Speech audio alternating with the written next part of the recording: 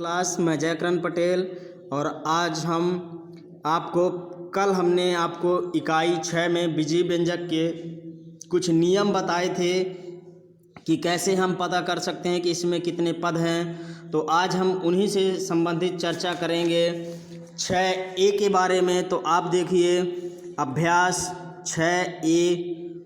तो आप निम्नलिखित व्यंजकों के पद को लिखिए। लिखा है आपको कि पहले अभ्यास ए में देखिए लिखा है निम्नलिखित व्यंजकों के पद को लिखिए, जिसमें लिखा है पहला प्रश्न 5x + 6। तो हमने आपको बताया था कि पद किसी भी संख्या को जब हम अलग अलग लिखते हैं तो उसे हम पद कहते हैं। तो आप पहला, दूसरा, तीसरा, चौथा, पाँचवा, छठवां, सातवां, आठवां, नौवां, ये सब प्रश्न अब आप इनके हल देखिए।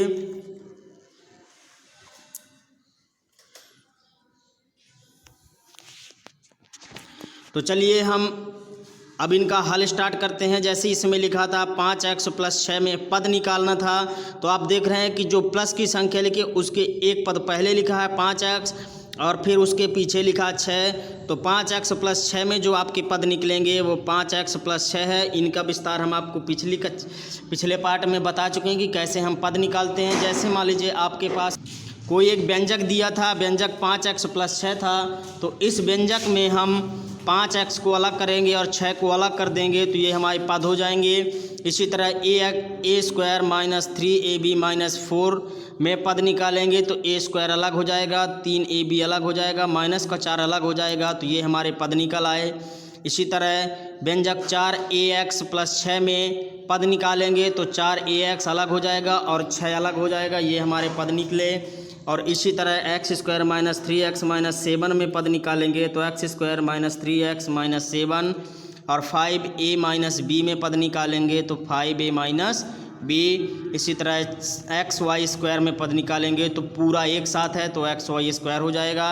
अब हम प्रश्न नंबर 7 देखेंगे। लिखा है xyz में xyz का गुणांक है। तो किसी भी संख्या के पहले अगर कोई अचर राशि दी गई है या गिनती के अक्षर दिए गए हैं तो वो उनका गुणांक होता है।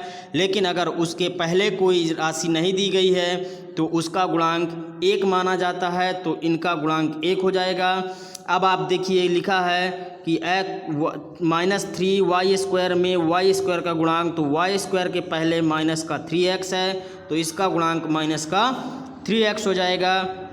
फिर लिखा है 9वें प्रश्न में -2/3 x² में -2/3 का गुणांक है। तो हमारे पास जो शेष बचा xy² तो xy² इसका गुणांक हो जाएगा। और इसके बाद प्रश्न नंबर देखिए आप 10, जिसमें लिखा है कि निम्नलिखित कथनों में सत्य या असत्य बताइए। तो 8x² y में x² y का गुणांक 8 है, तो आप देख रहे हैं कि 8 है, अतः यह सत्य हो जाएगा। 1/6 xyz² में xyz² का गुणांक 1 है, गलत है, क्योंकि अगर इसका हम गुणांक देखेंगे तो 1/6 होगा, अतः यह सवाल असत्य है। तो पहले में सत्य और दूसरे में असत्य भरना है।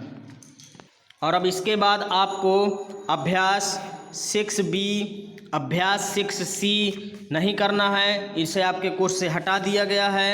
अब हम अभ्यास D का पहला प्रश्न देखेंगे, जिसमें लिखा है बीजीय व्यंजकों को जोड़िए। तो बीजीय व्यंजकों को जोड़ने के लिए 8a - 2b तथा 2a + 2b। इसके बाद आप देख रहे हैं कि यहाँ पे है 8a - 2b तथा 2a + 2b।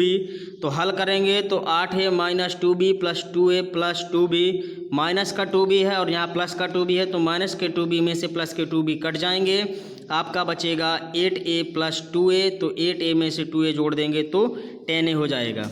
इसके बाद सवाल नंबर 2 है आपका 7a - 4b, 5a + 2b तथा -2a - 3b। तो अब यहाँ पे भी हम -4b + 5a + 2b - 2a - 3b।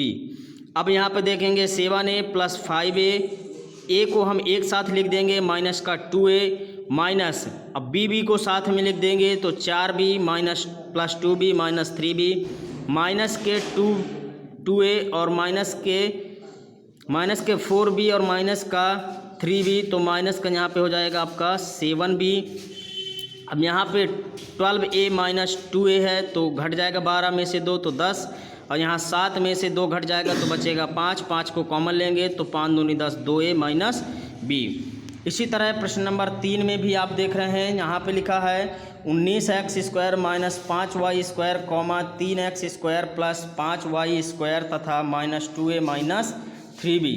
तो 19x² माइनस 5y² प्लस, यहाँ पे प्लस लगा देंगे, 3x² माइनस 5y प्लस लगाएंगे, कोष्टक बंद करेंगे क्योंकि माइनस एक साथ दो चिन्हों को नहीं ले सकते हैं, इसलिए एक के लिए हम माइनस लगा देंगे तो 2a। अब यहाँ पे हम जो कहते हैं वैसे उतारेंगे, प्लस माइनस का गुणा करेंगे तो माइनस और प्लस माइनस का गुणा करेंगे तो माइनस। अब हम x को एक साइड लिखेंगे और y को एक साइड लिखेंगे और बिना xy वाले पद एक साइड लिखेंगे तो 19x² माइनस, यहाँ पे प्लस 3x² है, माइनस का 5y प्लस का 5y minus 2a minus 3b। Minus का 5y प्लस का 5y दोनों घट जाएंगे तो 0 हो जाएंगे तो कट जाएंगे तो बचेगा 19, 3 22x² minus 2a minus 3b। और अब आज की आपकी क्लास यहीं पर समाप्त की जाती है। इसके बाद हम आपको अगले पार्ट में आगे के प्रश्न 4 से बताएंगे।